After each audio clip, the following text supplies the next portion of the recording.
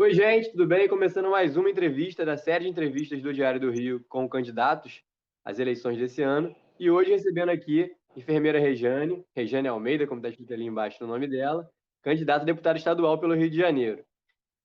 Rejane foi vice na chapa da Benedita também em 2020, nas eleições municipais, né, aqui no Rio de Janeiro. E hoje está tentando uma reeleição como deputada nessa eleição desse ano, de 2022. Tudo bem aí? Tudo bem, Felipe. Um prazer estar aqui no Diário do Rio. Prazer grande estar sendo entrevistada por você. Bom, Regina, a primeira pergunta a gente faz para todo mundo, que é uma pergunta padrão, né? Que é sobre as principais bandeiras, principais pautas do candidato e também uma breve apresentação. Você pode falar um pouco de você e falar das suas pautas principais. Depois a gente aprofunda durante a entrevista. Beleza. Bem, Felipe, eu entrei na política através de um projeto chamado Projeto Político Parlamentar da Enfermagem. E eu, como enfermeira que sou, eu sei o quanto que a saúde ela é sempre bandeira de luta de muita gente, mas depois que entra, não passam a não lutar pela saúde. Nós vimos na pandemia o quanto que essa área, o sistema de saúde público, o quanto que essa área é importante para a população. É muito importante. E a minha principal pauta, a minha principal bandeira é defender a saúde de vários aspectos, não só pela questão do dinheiro, tem que ter orçamento para a área da saúde, a área da saúde tem que ter orçamento, tem que ter controle desse dinheiro, então tem que ter controle social, a gestão da área da saúde tem que ser pública, o SUS é público, né? E a questão dos trabalhadores, então é um tripé. Os servidores da área da saúde têm que entrar através de concurso público e com plano de cargos, carreiras e salários para a valorização desses trabalhadores. Então, de saúde, ela não pode ser vista só sobre um aspecto. Ela tem que ser vista esses vários aspectos que eu te falei. Você travou, Felipe. Está travando. Travei? Tá me ouvindo? Eu estou te ouvindo, mas você ficou meio paradinha aí. Eu não sei se comigo estava legal. Tava tudo certo aqui. Quer começar de novo? Vamos começar de Tá. novo, então. Vou começar de novo, então, para cortar essa parte. Vamos. Vou fazer a apresentação de novo e a gente começa do início. Mas se eu estiver parado, é porque eu tirei o áudio para você falar, para não ficar dando eco aqui. Se estiver parado é porque eu estou prestando atenção, eu acho. Só vai travar se sumir a minha imagem aí. Beleza? Vamos lá, então. Vou começar de novo aqui. Oi, gente, tudo bem? Começando mais uma entrevista da série de entrevistas do Diário do Rio com candidatos às eleições desse ano. E hoje recebendo aqui a enfermeira Rejane, candidata pelo PCdoB. Ela já tem mandato, né? Atualmente é deputada. E foi vice na chapa da Benedita na última eleição municipal, à Prefeitura do Rio de Janeiro. Rejane, a primeira pergunta que a gente faz, primeiro seja bem-vinda, obrigado pela presença.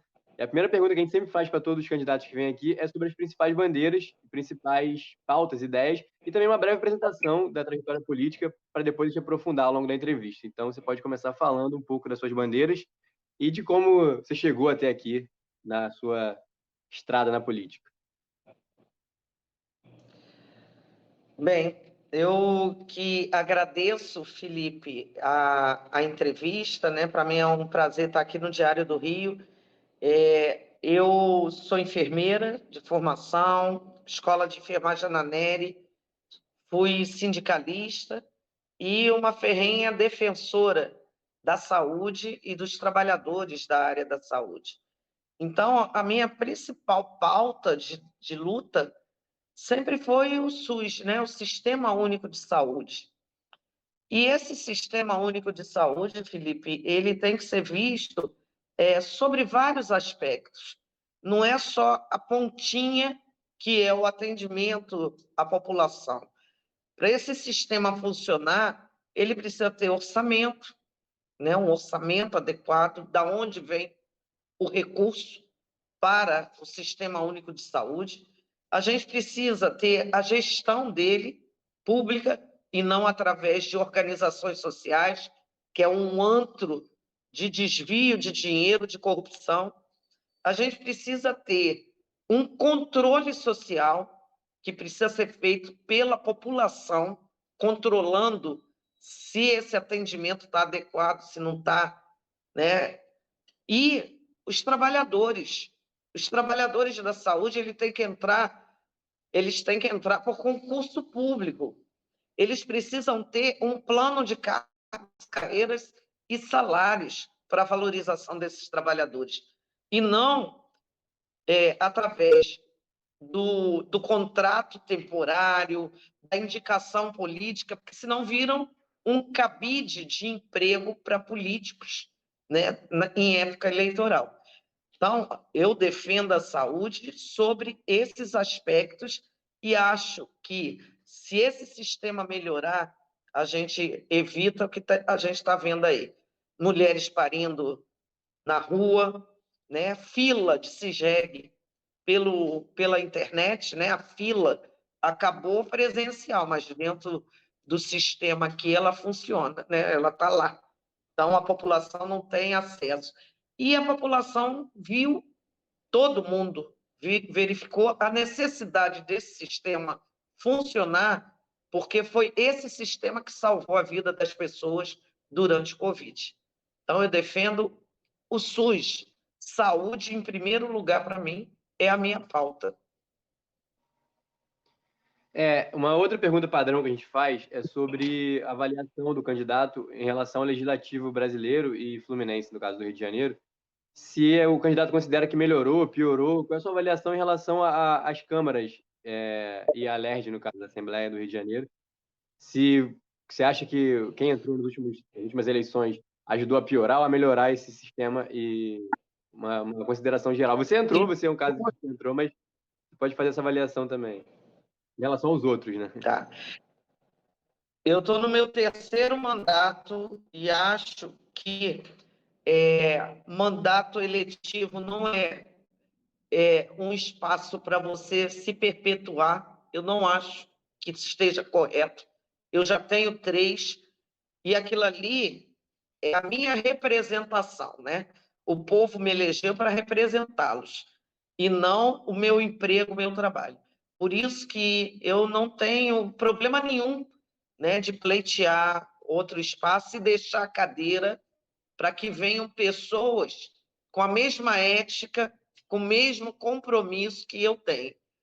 Eu acho que piorou e muito, porque do ponto de vista lá do Congresso Nacional, a gente vê esse centrão, que são pessoas ali que entraram para fazer o seu jogo, os seus interesses, né, e não o interesse do povo.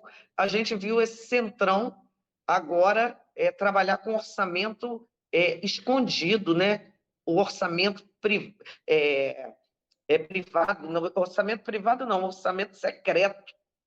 Então, no meu ponto de vista, eu acho que está errado isso tudo.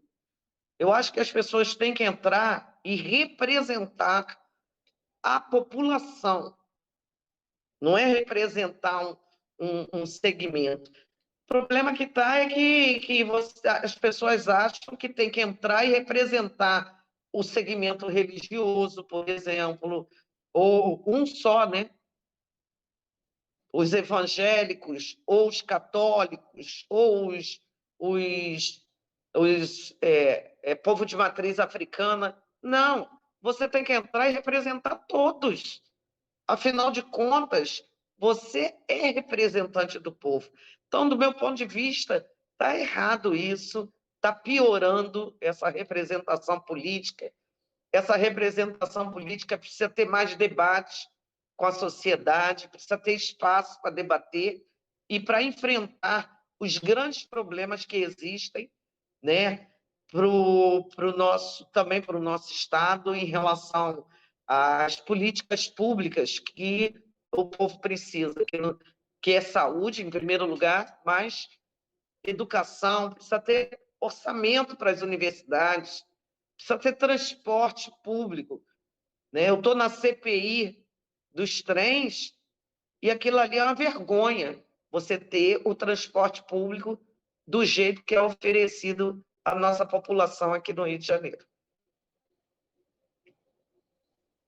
Regiane, eu queria saber de você o que você acha que pode ser feito para que as pessoas, na hora de votar no Legislativo, tenham a mesma consciência e a mesma dedicação que tem para votar no Executivo. Muitas vezes as pessoas votam deputado, vereador e esquecem quem votou, não dão tanto valor a esse voto. O que você acha que pode ser feito para que a população, no geral, dê mais importância ao voto no Legislativo? Felipe, primeiro é importante informar que a população ela é levada a negar a política, né? Desde pequena, e quando eu entrei para a universidade, eu também escutava todos os professores falarem o seguinte: política e religião ninguém discute, porque cada um tem o seu. Então, nós somos levados a não discutir a política, não querer entender como é que esse processo acontece, a querer saber sobre cada candidato. A gente é levado a não discutir política. Mas o outro lado, os capitalistas, a elite, os grandes empresários, esses sempre discutiram, esses sempre estiveram dentro do debate político. Então, eu acho que é necessário, inclusive, aprender o que é política, o que é o legislativo, quem são os vereadores, o que eles fazem, quem são os deputados federais e estaduais. Então, é necessário que a população aprenda sobre isso desde a tenra idade, desde a escolinha até o nível secundário, até a universidade. A política, o legislativo, assim como o executivo e o judiciário, são os poderes instituídos. Nós não podemos somente aprender quais são os poderes quando a gente chega na universidade. A gente tem que aprender isso desde novo. O que é o legislativo? O que cada um desses caras fazem lá? Como é que entra? O que é um partido político? Né? O que é? É tanta informação, Felipe, que tem que ser dado gradualmente. A gente não pode chegar num momento de uma palestra e falar assim, funciona desse jeito. Não. É necessário que a população, a criança, aprenda, desde pequenininho até no segundo grau, também precisa ter matérias sobre isso. A universidade precisa ter matéria sobre os poderes e o que cada um faz. Que é para poder você entender esses poderes instituídos e você saber como que como que seu voto, o voto numa pessoa se traduz no voto que você está dando para a transformação de uma sociedade. É muita informação. Ela não pode ser feita dessa forma. Então, eu acho que o legislativo, né, é onde as pessoas estão ali votando, ele é tão ou mais importante que o executivo. Um junta com o outro. E a população precisa saber disso. Precisa saber como funcionam as casas legislativas. Eu costumo, Felipe, levar... Essa semana mesmo eu levei um monte de profissional de enfermagem para saber como é que funciona. Entrei com eles dentro do plenário da Alerj. Falei assim, vocês nunca viram um plenário. É necessário que vocês olhem, que vocês conheçam, que vocês... A Alerj tem um projeto desse, né? Mas é pouca gente ali visitando, eu acho que tinha que ser mais, tinha que ser o estudo mesmo. A parte de aprendizado.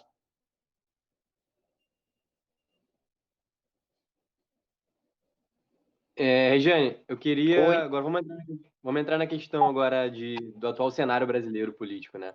Qual deve ser o papel de um deputado considerando o cenário atual no Brasil? Cenário que fala assim, polarização, tem todas essas questões agora, o debate em relação ao futuro democrático do país, quem sabe não sabe o que pode acontecer, dependendo de quem está no governo. Enfim, qual deve ser o papel de um deputado no atual cenário do país?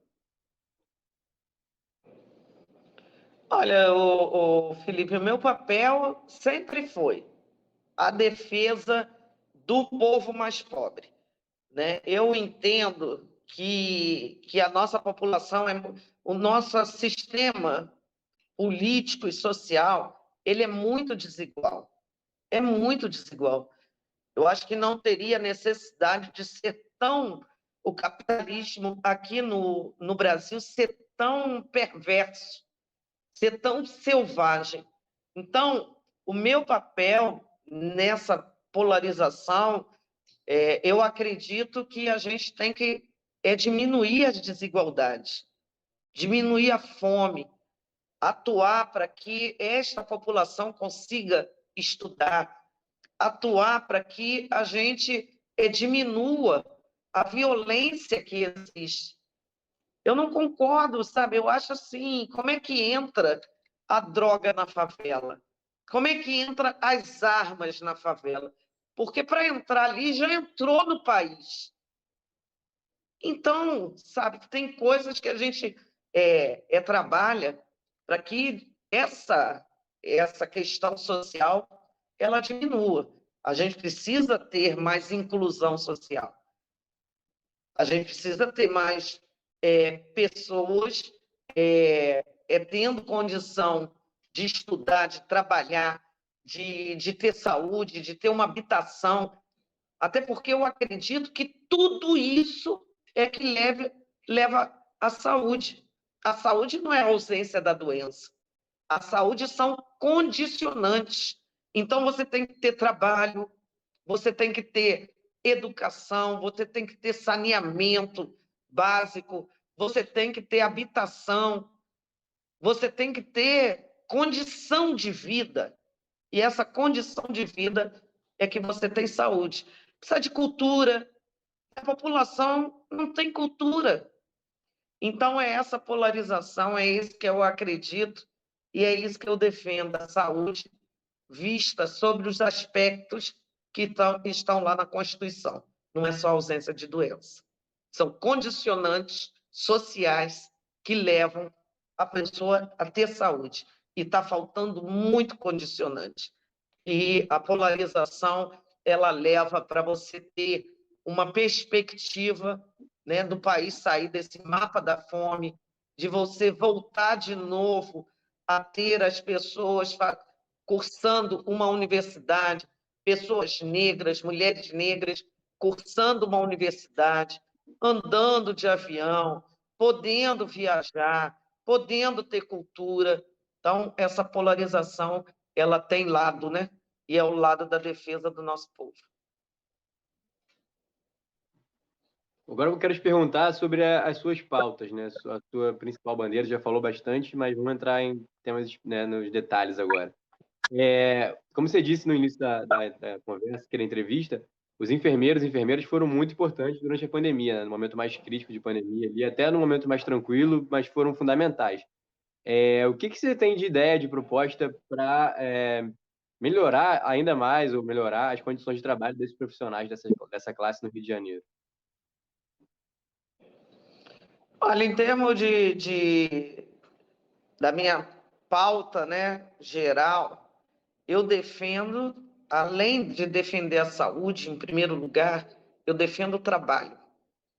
Uma pessoa, ela precisa trabalhar. O trabalho dignifica. E esse trabalho, ele tem que ser um espaço de valorização. Ele não pode ser um trabalho escravo. Então, eu defendo que exista uma reforma, uma modificação dessa reforma trabalhista. Essa reforma que foi aprovada, ela levou mais ainda a nossa população, que já é explorada a nível de trabalho, ela levou mais ainda a população a um trabalho escravo, sendo do ponto de vista de mulheres, que é a minha categoria, eminentemente feminina. Então, nós estamos lutando para, além de ter um piso, ter uma jornada de trabalho para a categoria de enfermagem. Nós lutamos para que esta reforma volte a dar dignidade às mulheres, para que elas possam se aposentar, para que elas possam ter uma perspectiva de vida, porque a reforma, Felipe, a reforma permitiu as mulheres trabalharem até em local insalubre, grávidas. Então, assim, é de uma perversidade muito grande. Então, a gente luta pelo trabalho, pela dignidade no trabalho, pelas condições de trabalho, pela uma remuneração adequada, um salário mínimo que seja reajustado anualmente, né? E eu estou com uma pauta também, Felipe, que é a pauta do trabalho remoto, porque depois da pandemia, muitos trabalhadores passaram a trabalhar online. E se você quer saber, não existe poucas legislações que garantam os direitos desses trabalhadores que trabalham online. Então, a pessoa usa a sua internet, usa a sua luz, né?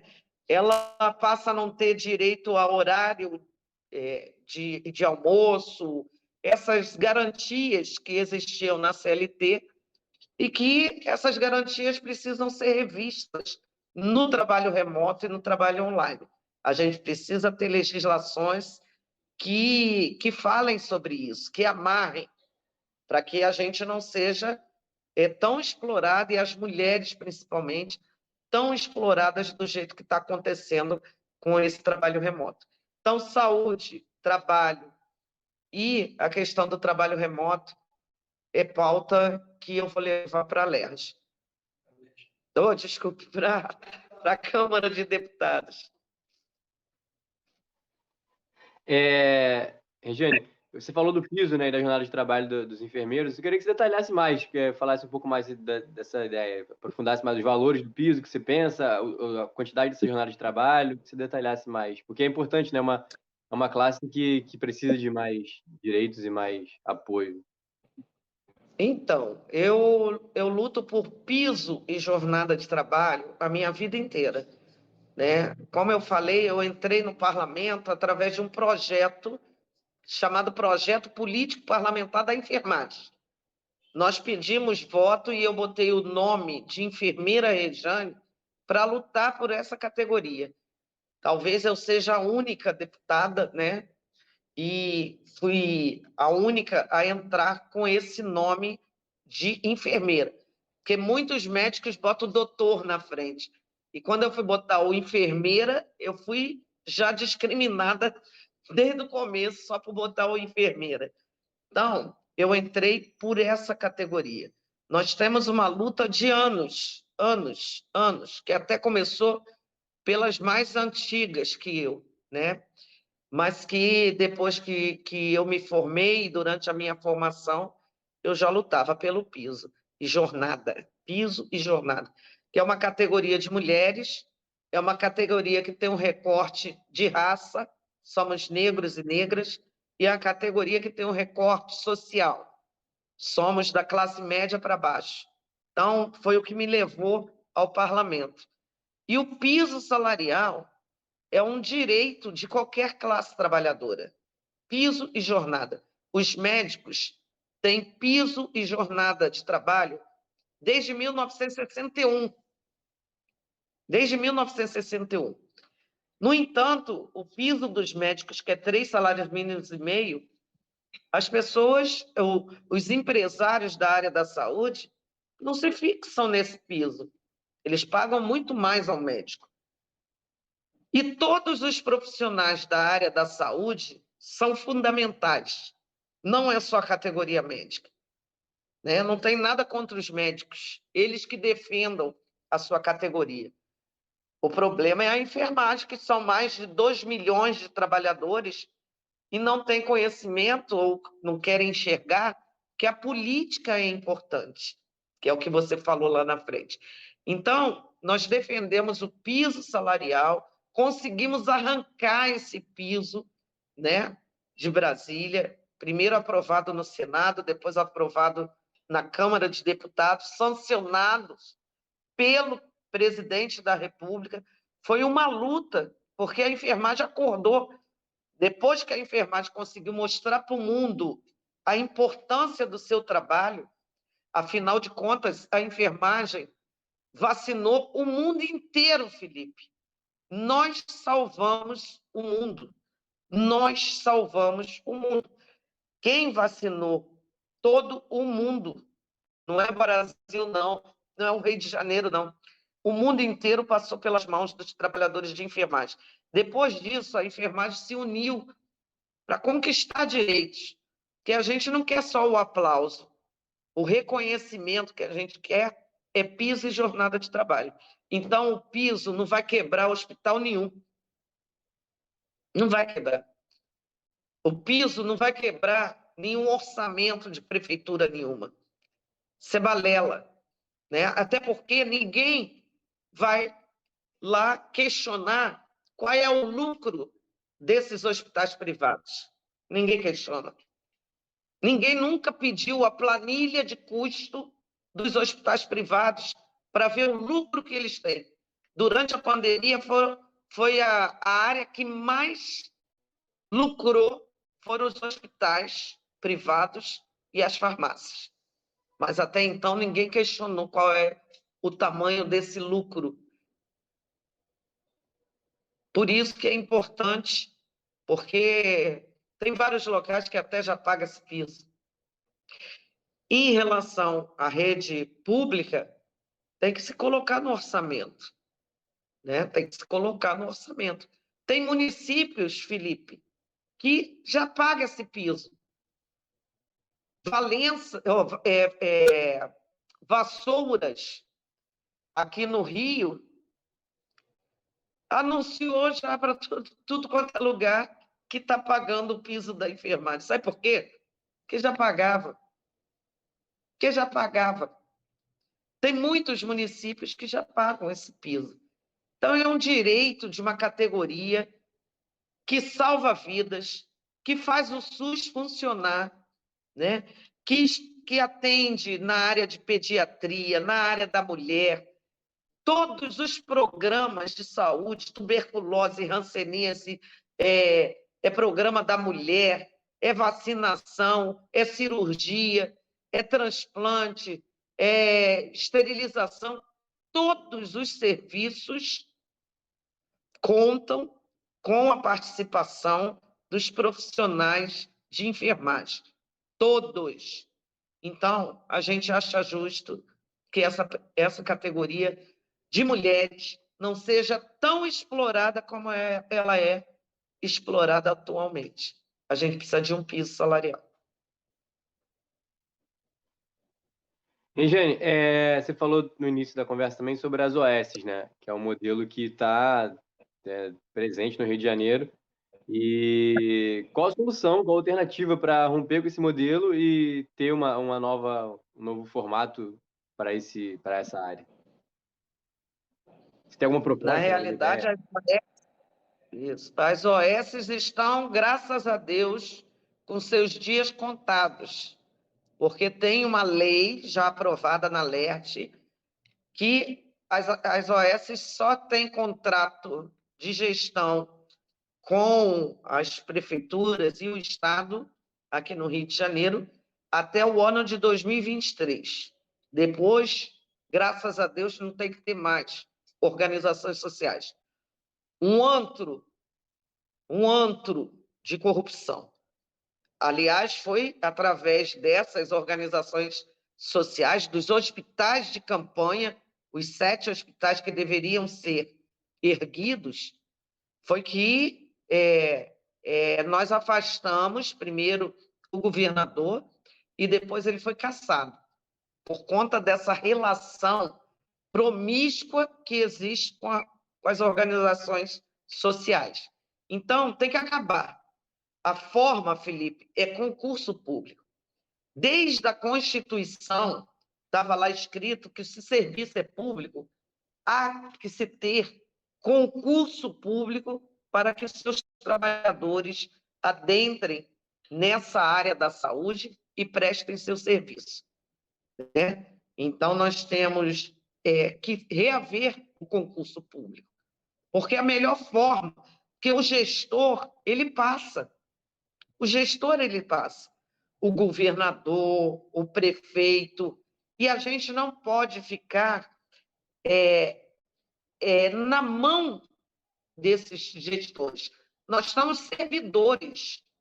Então, deveria ter o concurso público, né? A valorização através do plano de carreiras, e a gente servir a população. Não estou falando aqui do mau servidor. Tudo está lá escrito na Constituição. O mau servidor, você abre um processo administrativo e você pode demitir esses servidores. Você não pode ter servidor na mão de político. Está errado. Entendeu? Porque senão vira a bagunça que a gente vê aí em tudo quanto é lugar da saúde. Quando eu sou funcionária pública da Prefeitura do Rio e da Prefeitura de Caxias, eu nunca faltei, Felipe. Nunca faltei e nem nunca troquei plantão. Todos os dias do meu trabalho eu ia trabalhar. Faça sol, faça chuva. No entanto, quando eu chegava lá, faltava pilha para você entubar o paciente, porque ele chegava em parada cardíaca. E eu que tinha que comprar a pilha, 2 pilhas grandes, para botar lá no laringoscópio. Eu trabalhava na saúde pública do município do Rio de Janeiro. E eu que tinha que dar o dinheiro para a população comer um pão, a gente tinha que comprar o pão, porque o paciente de tuberculose não podia tomar aquela medicação, que é um antibiótico pesado, ele não podia tomar de estômago vazio. E era a gente da enfermagem que comprava ali um pão, uma mortadela, e dava para o paciente, para ele poder se alimentar. Então, eu acho que você tem que garantir que essa saúde funcione, que os trabalhadores sejam funcionários públicos, porque senão tudo isso continua acontecendo e a população, desculpe, e os trabalhadores não denunciam, porque tem medo de perder o emprego. Eu fui transferida em Caxias 5 vezes, de uma unidade para outra, porque eu denunciava. Eu vim do movimento sindical, então a gente já tinha aquela coisa da denúncia, né, de reclamar. Só que quando eu reclamava, eu só falava o seguinte: vocês não podem me mandar embora, porque eu sou concursada, eu não falto, eu não chego atrasada, eu chego aqui, eu faço o meu plantão e eu atendo bem a população. Agora, se eu fosse contratada ou indicada por um político, eu estava ferrada. Eu tinha que me calar sobre tudo aquilo que eu estava vendo que era ruim e que acontece ainda nos dias atuais. Só que os profissionais não podem denunciar nada, porque senão pancada na cabeça, fora, né? Vou contratar outros e se vocês não ficarem calados aí, né? Aqui vai ser rodízio. Então é isso, por isso que eu defendo o concurso para a área da saúde. E você falou do controle da população, né? A população controlando a saúde. Como é que funcionaria isso? Qual é a ideia? Através de... Como é que a população vai... Já tem, né? O controle social, os conselhos de saúde, né? Os conselhos de saúde, eles funcionam com 50% da população, 25% dos usuários, dos trabalhadores e 25% de gestores. Isso é o controle social. Eles estão nos conselhos distritais de saúde, nos conselhos municipais, no Conselho Estadual e no Conselho Nacional de Saúde. O problema é a cooptação. A gente precisa de uma coisa que funcione nesse aspecto, mas sem você tem que ter tranquilidade para trabalhar. Você não pode cooptar a população aqui, oferecendo, como hoje é oferecido, a cirurgia, o contrato de trabalho para o pessoal trabalhar na limpeza, para trabalhar como administrativo, porque aí você acaba com o controle social. Quando é concurso, o controle social realmente vai acontecer. Agora, quando você tem uma organização social ali, o controle social não vai acontecer, porque os próprios usuários a população, né, vai querer botar os seus familiares trabalhando. Então, isso se chama cooptação. Aí você faz a cooptação dos 50% das pessoas que estão no controle social, porque são representação da população, através de sindicatos, de associação de moradores. Os 25% dos trabalhadores estão sendo colocados dentro desse controle social, só que ele não tem voz. Não tem voz, porque se você ali dentro vai fazer qualquer tipo de denúncia, como é que faz? Você perde seu emprego. E os gestores estão ali fazendo o que querem. Então, o controle social, que está lá na Constituição, que deveria funcionar, que deveria também ter um controle gestor dentro das unidades de saúde funcionando, que não funciona. Aí você vê o Crivella fazendo o que quer no hospital da rede pública. Então, são essas coisas que não estão funcionando hoje. Estava boa no papel, estava boa lá no SUS, no papel, na legislação, mas na prática começou a ter corrupção, começou a ter cooptação.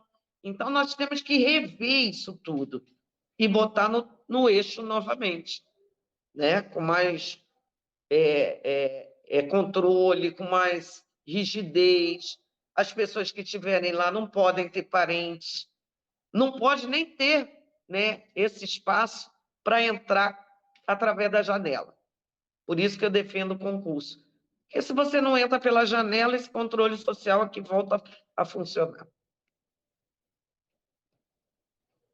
Regiane, já chegando no final, eu queria que você respondesse, em caso de eleição, né, o que o eleitor pode esperar de você, do seu trabalho na Câmara, e suas considerações finais, deixar suas redes sociais, deixar seus contatos aí para as pessoas também aprofundarem mais suas ideias, quiserem saber mais sobre suas propostas.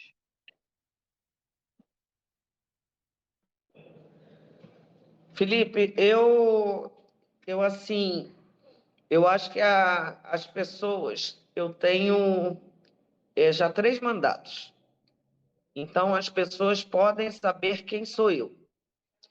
Eu presto contas de tudo que eu faço. Se eu vou numa reunião com o prefeito, eu bato foto, mostro o que eu estou fazendo ali. Então, isso é fundamental para qualquer deputados, qualquer deputado que tiver ali sendo uma representação do povo.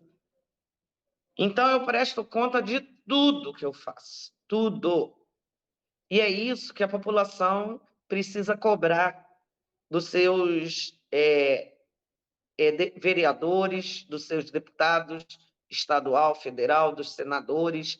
Eles precisam prestar conta, se não for diariamente, semanalmente, tudo que estiver fazendo. Então, para mim é muito, muito tranquilo, porque isso está tudo na minha rede, desde a época que eu entrei. Eu sempre tive newsletter, jornalzinho, Eu sempre prestei contas de tudo que eu estou fazendo, né? Segundo, eu não peço a nenhum executivo para colocar alguém para trabalhar. Eu não peço cargo. Eu acho que o executivo é o executivo, ele foi eleito, querendo ou não, gostando ou não, a população botou ele lá dentro. Então, ele tem que fazer a parte dele. Eu não concordo quando o legislativo se mistura com o executivo, que aí não vai funcionar, Felipe. Não funciona. Eu nunca fui pedir um cargo para enfermagem, em lugar nenhum, nem em prefeituras que foram tiveram a gestão com pessoas do meu próprio partido. Nunca fui. Já tive experiência em Belford Roxo e Barra Mansa. Eu nunca fui lá pedir, bota essa enfermeira. Duvido, não gosto. Porque cada um no seu papel. Se eu estou ali, no legislativo, eu estou ali para fiscalizar. Então, se eu estou para fiscalizar, eu não posso ter promiscuidade, essa relação promíscua, porque se eu pedir ali, já era o meu papel. Então, não faço. Não boto um médico, eu não boto enfermagem, eu não boto chefe de enfermagem, eu boto nada. Não peço. Está errado. Então, é isso que eu falo para as pessoas, sabe? A gente tem que ter uma ética ali dentro. Senão começa a misturar. Então, o executivo, ele foi eleito para ser o prefeito, o governador, ele que bote as pessoas da sua confiança dele. Não é a gente. E outra coisa, não concordo também que o deputado vá lá assumir os cargos. Está errado. Você foi eleita para ser deputada e não para ser secretária, para ser ministra, para ser isso, para ser aquilo. Não concordo. Eu acho que cada um no seu quadrado, né? E é isso que eu defendo. Então, se eu fui eleita para ser deputada, eu vou ser deputada. Ponto final. Vou fiscalizar, vou ir dentro das unidades de saúde e vou fazer o meu papel, meus relatórios, encaminhar para o Ministério Público, para onde eu for, fazer audiências públicas, debater, e esse é o que eu acho que a gente tem que fazer. Representar a população, colocar no caminho certo, fazer legislações, brigar por elas e fazer com que elas sejam efetivamente cumpridas no nosso Estado. E a população tem a oportunidade de ver eu fazendo isso, porque eu já tenho 3 mandatos e está lá tudinho para quem quiser ver. E quem quiser te acompanhar nas redes sociais é o quê? Enfermeira Rejane em tudo. É isso? Deputada enfermeira Rejane. Não é Então é isso? isso. Deputada enfermeira Rejane. Então é isso, gente. E se Obrigado. puderem, Pode... Felipe, Oi, sim. votar 6556. Votar 6556 para a gente poder chegar lá em Brasília. Obrigado, Rejane. Obrigado pela presença, por ter estado aqui com a gente hoje. Obrigada. E aos leitores do Diário do Rio, acompanha essa entrevista, a entrevista da Rejane e as outras estão todas na playlist do nosso YouTube. Acompanha. A nossa ideia é entrevistar o maior número de candidatos possíveis para ajudar o eleitor do Rio de Janeiro a escolher melhor em outubro. É isso, gente. Obrigado. Até a próxima. Aquele abraço. Tchau, tchau.